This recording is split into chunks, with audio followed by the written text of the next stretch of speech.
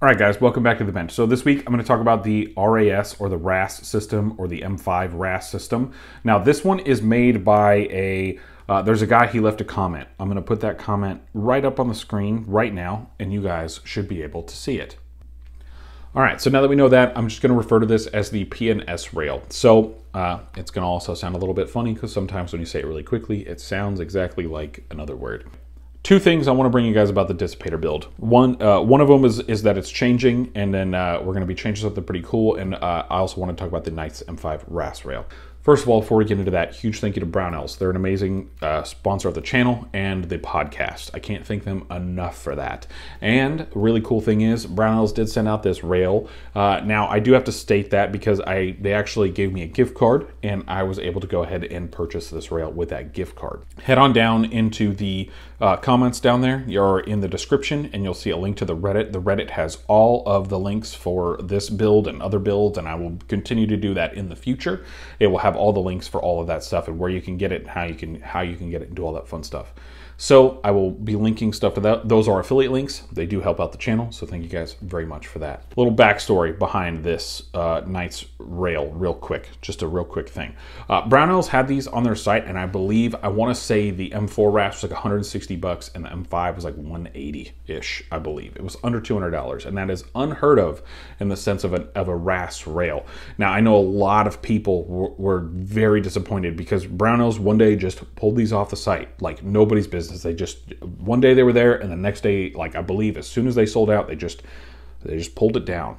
Now, as we saw in that comment, that company ended up going bankrupt, and I don't think we're going to get any more of these rails out for cheap any longer. So what we have is what we have, and I apologize about that. So for all of you out there, I think it wouldn't be a justice if you guys wanted to make this build or have this build sent out or do anything like that for me to go ahead and run a Knights M5 RAS rail on here. Now, again, I will do it on my 20-inch because 20-inch kind of deserves the RAS.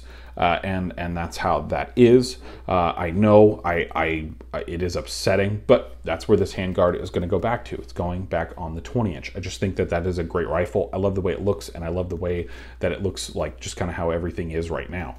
I'm going to get a RIS 3 rail for the Dissipator build that we have going on here. I think the RIS 3 is definitely a modernization. It is newer to the market. No, it is not affordable, but neither is the RAS rail if you're looking at one now. And it's just one of those things. I think that it is a very, very solid lockup rail. I think it might be lightweight. I'm not 100% sure on that yet. I haven't got one in hands, and some people have told me that they are a little bit heavier. So I completely understand that. But I wanted to bring in the Dissipator into the, I guess, 22nd century and beyond. If we don't get phasers and lasers and all sorts of other cool things, you know, I definitely wanted to bring this up to snuff and give you guys something that I think would be a cool build for you to put together also. So we're going to be doing the RIS 3. Thank you to Brownells for sending that out, as again, they are an awesome company. The Dissipator. I am going to be running the Dissipator in quite a few different things. I might run it in some competitions coming up here pretty soon. I'm going to have some fun with it. I am definitely going to be running it suppressed and unsuppressed. I'm going to have some fun with both. When it comes to the Dissipator build so far, I have run it with the A5H to A5-2 buffer. It's been running fantastic, and I have been running it with just a standard spring coat green spring. I took out the Geisley Super 42 braided wire spring because I'm running it on the A5 system. Now, this project is officially going to be called the M-16 A5 Dissipator. Now, no, it is not an M-16. No, I don't have a select fire lower, but I am bringing it in to the 21st century. So I wanted to give you guys kind of like a layout for the build process and what we're going to be doing and why I kind of pick and choose some of the things that I do. You may be wondering, you know, if you want to have this exact same build, you don't have to go ahead and do all of this. You can buy whatever you want. You can do it however you want. It's up to you. I'm never going, if you want to show me your Dissipator builds on Reddit or you want to send them to me in DMs on Instagram and stuff like that, I'm a-okay with that. And I'm not going to be like, ugh, you know, how dare you? I really like the Dissipator builds. I've always liked them.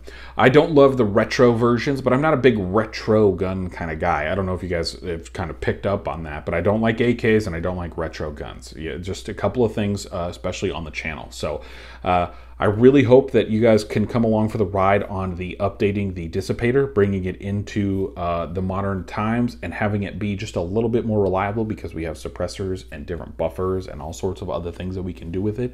And I think we're just going to try to do make the most reliable Dissipator that we can make. So join me on my journey. There will be more videos of this in the future. As soon as I get the RIS rail in, I will go over, I will even make an install video if that's really what you guys want, but leave comments down below.